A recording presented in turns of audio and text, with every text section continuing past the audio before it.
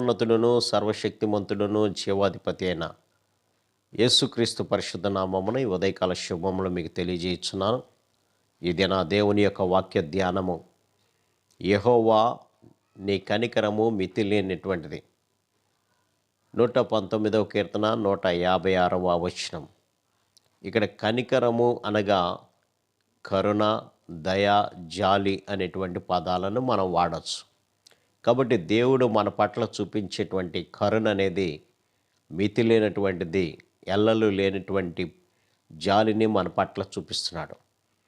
తప్పిపోయిన కుమారుని యొక్క ఉదంతాన్ని గనక మనం గమనించినప్పుడు, అతడు తన తండ్రి దగ్గర నుండి తనకు రావాల్సినటువంటి సమస్తమైనటువంటి ఆస్తిని తీసుకొని దూర ప్రాంతానికి వెళ్ళిపోయి తన యొక్క ఇష్టం వచ్చినటువంటి రీతిలో ప్రవర్తిస్తూ తను తీసుకువెళ్ళినటువంటి ధనాన్నంతా కూడా వ్యయం చేసుకున్నాడు.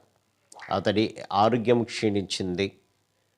అతడు తినడానికి కూడా తిండి లేనటువంటి స్థితిలో ఉన్నప్పుడు తన తండ్రిని జ్ఞాపకం చేసుకున్నాడు.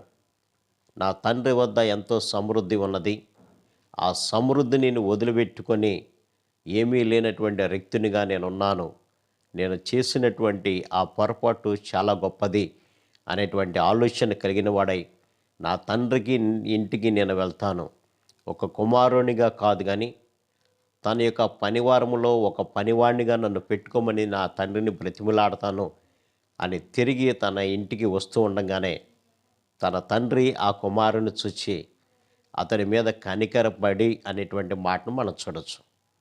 కనికరపడి అతడి మెడ మీద ముద్దు పెట్టుకొని తన ఇంటికి తోడుకొచ్చినట్లుగా మనం గమనించవచ్చు. కాబట్టి తండ్రి ప్రేమ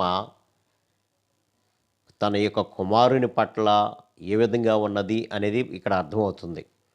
అరే, నా కుమారుడు నన్ను ఎదిరించి సమస్త ఆస్తిని తీసుకువెళ్ళి నాశనం చేశాడు కదా, వీడు నాకు కుమారుడు ఎలా అవుతాడు, ఈయన అసలు ఇంటికి రానివ్వకూడదు అనే ఆలోచన చేయలేదు. కానీ అతడు కనికరపడి అతడి మెడ మీద పడి ముద్దు పెట్టుకున్నట్లుగా మనం గమనించవచ్చు. అతడు భయంకరమైనటువంటి దుర్వాసన కొడుతున్నటువంటి వాడిగా మనం గమనించవచ్చు. అనేక రోజుల నుంచి అతడు స్నానము లేదు, తిండి లేనటువంటి స్థితిలో, వికారిగా ఉన్నటువంటి స్థితిలో అతడు కనపడినప్పటికీ కూడా తండ్రి తన కుమారుని పట్ల కనికరాన్ని వదులుకోలేడు. అలాగే మనము కూడా దేవుడు తన పోలికలో తన స్వరూపమందు మనల్ని చేసినప్పుడు దేవుడి నుంచి దూరమయ్యి మన ఇష్టం వచ్చినటువంటి రీతిలో దేవుడు ఏర్పాటు చేసినటువంటి పరిశుద్ధమైనటువంటి మార్గాన్ని మనందరం కూడా తోసివేసి మనకిష్టమైనటువంటి రీతిలో లోకాశలను నెరవేర్చుకుంటూ దేవునికి దూరమైనటువంటి స్థితిలో ఉన్నాం.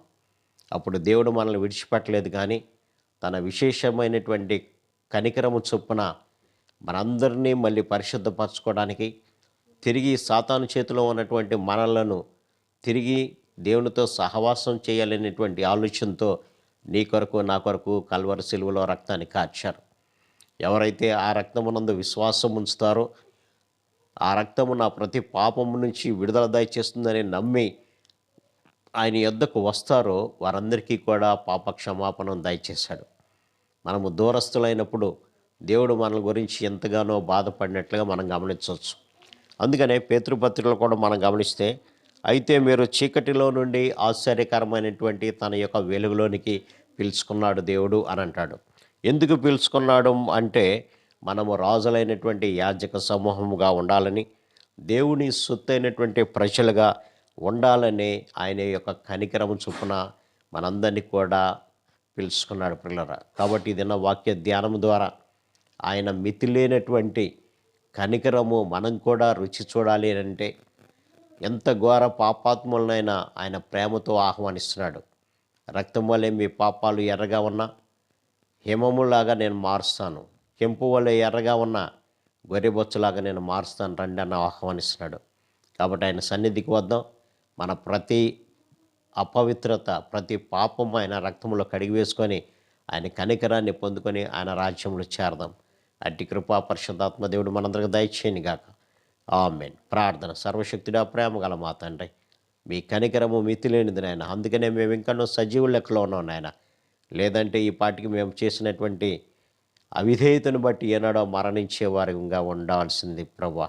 కానీ మీ కనికరాన్ని చొప్పున మమ్మలను కడిగి పరిశుద్ధపరచుకుని మీ రాజ్యానికి వారసులు చేస్తానన్నారు ఆయన. అందుని బట్టి మీకు వందనాలు తండ్రి. మాలో ఉన్నటువంటి ప్రతి అపవిత్రత తీసివేసుకొని మీ రాజ్యానికి వారసులయ్యే భాగ్యం ప్రతి బిడ్డకు దయచేయమని యేసు నామమున అడిగి వేడుకొంచున్నాం తండ్రి. ఆమేన్. God bless you.